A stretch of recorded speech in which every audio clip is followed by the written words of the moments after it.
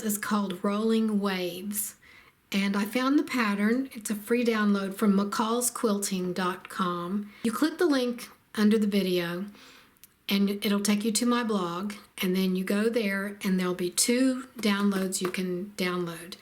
The first is the one from McCall's Quilting, and you'll have to sign up for their email list, and you'll get this ebook, they call it, and there are 3 patterns on there, and Rolling Waves is one of them, and they're all really quick projects. And you wouldn't think this is a quick project, but it's all strip piecing, it's all double 9 patch blocks, and there are 3 variations of the double 9 patch blocks, so they go pretty fast.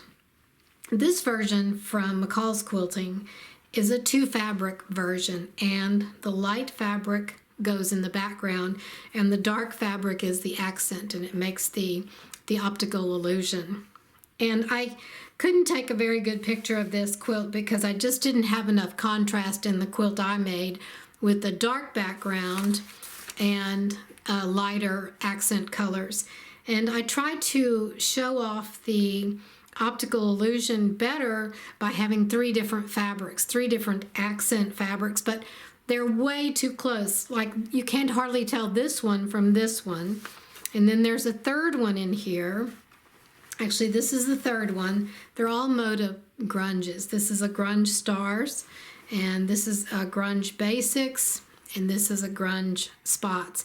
So if you choose to use a dark background, I suggest you have a really good contrast with your 3 accent fabrics, or however many accent fabrics you use, because it just doesn't show up very well. You can see it, but it doesn't give the effect that it really should give. And this quilt is quilted, but the binding is not on yet. And I used black batting, so the batting wouldn't beard through. And this is called Sedona Wave in the blue, and this is the backing. So let me get back to the downloads. The McCall's Quilting uses 2 fabrics, and it's 3 pages. And you can see I've got all my chicken scratch on here because I wanted to see how much fabric I needed if I did 3 different accent fabrics. So, but if you have your 2 different fabrics, then download this one and then follow these instructions. They're very good instructions. It's all strip piecing. You just cut your strips and you make your double 9 patch blocks. Now there's 3 double 9 patches in this quilt.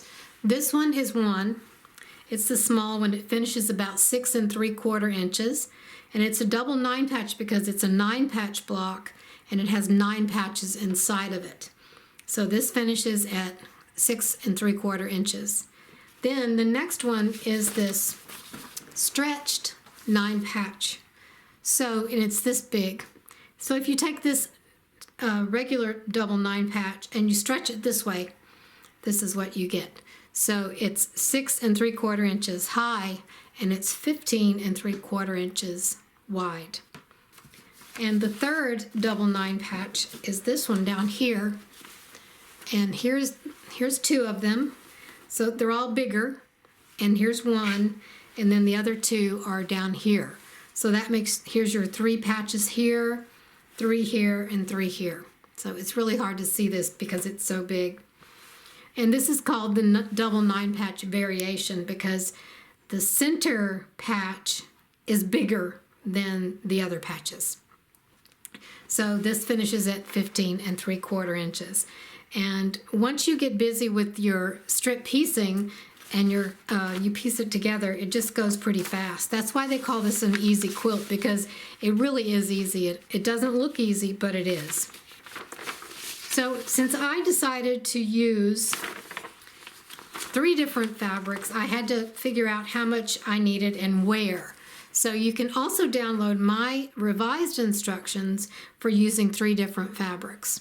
And here is the look I tried to get. Again, now we're looking at a printout, which isn't very good. You can barely see these in the corner. This is kind of like a giant 9 patch in itself, because there are 9 of these big 9 patch variations, these big blocks. There are 9 of them.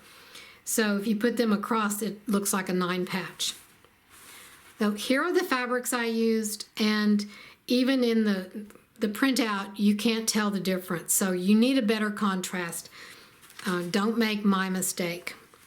And here are the instructions. I tell you to make 4 bags, 1 for each of the 9-patch variation and 1 for the finishing, which is the border and the binding. And then I tell you how to cut them and which bags to put them in. And here's fabric 1, 2, 3 and the background fabric. Next, I'm going to go over with you the different blocks and some tips on how to put this together. This, my version has 5 pages. So on the second page, we're talking about the double 9-patch block. That's the small one I showed you in the upper side. And I made these different colors just to be sure and clear which colors are which and how many you make of each. For instance, this first one you make 6, the second one you make 6, and the third one you make 4. So you keep track of your fabrics 1, 2, and 3. What you're going to do with all of these are make 2 different strip sets. You're going to subcut those into segments and then put them together in 9 patches and make your 9-patch block. So that's with all these 3 different colors. Page 3 is the stretched 9-patch blocks.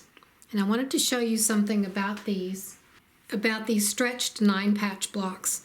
There are 5 different variations. These are actually the ones that form the optical illusion look.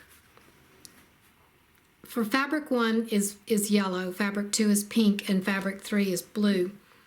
And it tells you you'll make 4 of all just fabric 1, and you'll make 4 of using fabric 1 and 2, and put them in this orientation because that's how it's going to work out. And then this is the same 2 fabrics, but a different orientation. So when you put these stretched 9-patch blocks together, be careful and keep track of the orientation of the fabrics, because that's going to be key when you put the design together and gives you the optical illusion.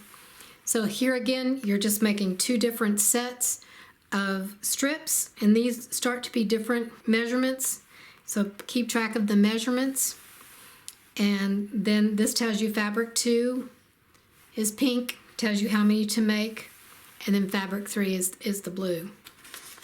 The last block is the double 9-patch variation. This is the big block, and it tells you also how many to make. So you're going to make 2 of fabric 1, 4 of fabric 2, and 3 of fabric 3.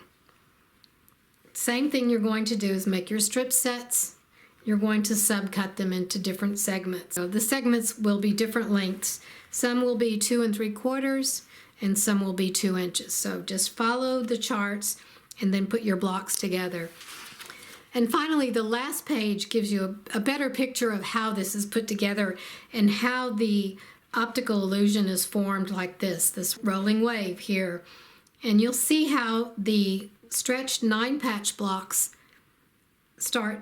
are the ones that actually do the forming of the wave, because they have the 2 colors together. All of your double 9 patches and your double 9-patch variation blocks are all going to be made of 1 fabric, but your stretched double 9 patches will be made of 2 fabrics, most of them.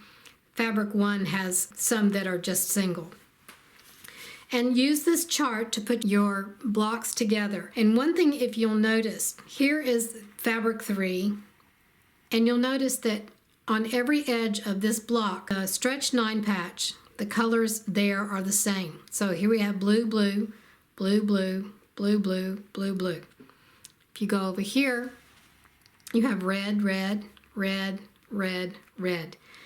And pay attention to that when you're putting this together, because it's easy to get it moved around. So really use this chart and follow it to a T, and your quilt will go together very fast. I think I would actually like to make another one of these, and I do like the blue, the dark blue background, but I want to get some really loud colors in here. But I like how this wave is in the center. I hope you make one of these. It's very easy. Yes, it's true, it's very easy. And thank you for watching.